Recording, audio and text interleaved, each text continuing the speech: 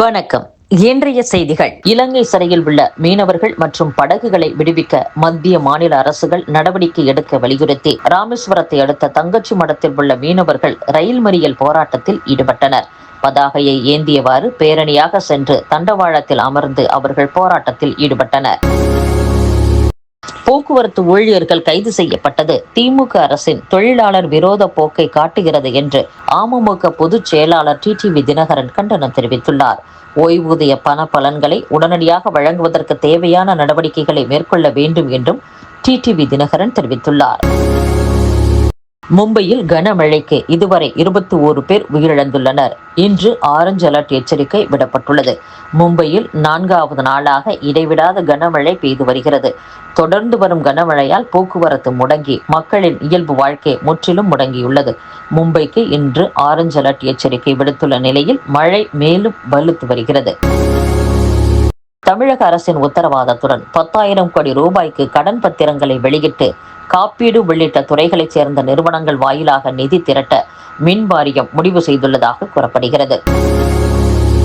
கேரளாவில் காசர்கோடு மாவட்டத்தில் அரசு பள்ளி தலைமை ஆசிரியர் 10ஆம் வகுப்பு மாணவனை கன்னத்தில் அடித்ததில் அவனது செவிப்பறை கிழிந்தது.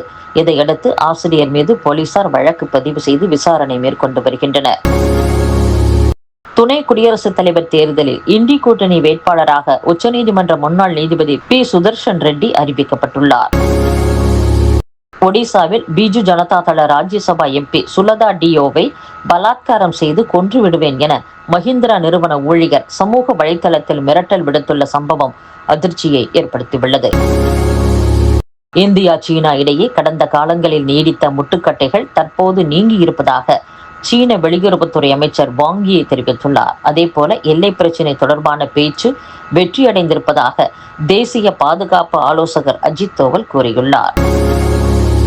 பிரதம மந்திரி கிராமப்புற வீட்டு வசதி திட்டத்தை செயல்படுத்துவதில் தமிழக அரசு அலட்சியம் காட்டி வருவதாக மக்களவையில் மத்திய அமைச்சர் சிவராஜ் சிங் சௌகான் விமர்சித்துள்ளார். நாட்டில் தேர்தல் நடைமுறையை வலுப்படுத்த கடந்த 6 மாதங்களில் 28 முன்னெடுப்புகள் மேற்கொள்ளப்பட்டதாக தேர்தல் ஆணையம் வெளியிட்ட செய்திக்குறிப்பில் தெரிவிக்கப்பட்டுள்ளது. மத்திய வெளியுறவுத்துறை அமைச்சர் ஜெய்சங்கர் 3 நாள் அரசுமுறை பயணமாக ரஷ்யாவுக்கு புறப்பட்டுச் சென்றுள்ளார்.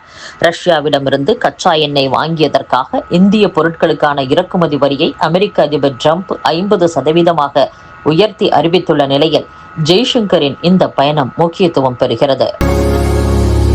தொழிலில் வெற்றியடைந்தால் திருப்பதி ஏழுமலையானுக்கு 140 கோடி ரூபாய் மதிப்பிலான 121 கிலோ தங்கத்தை கோவிலுக்கு நன்கொடையாக வழங்க பக்தர் ஒருவர் முன்வந்துள்ளதாக கூறப்படுகிறது.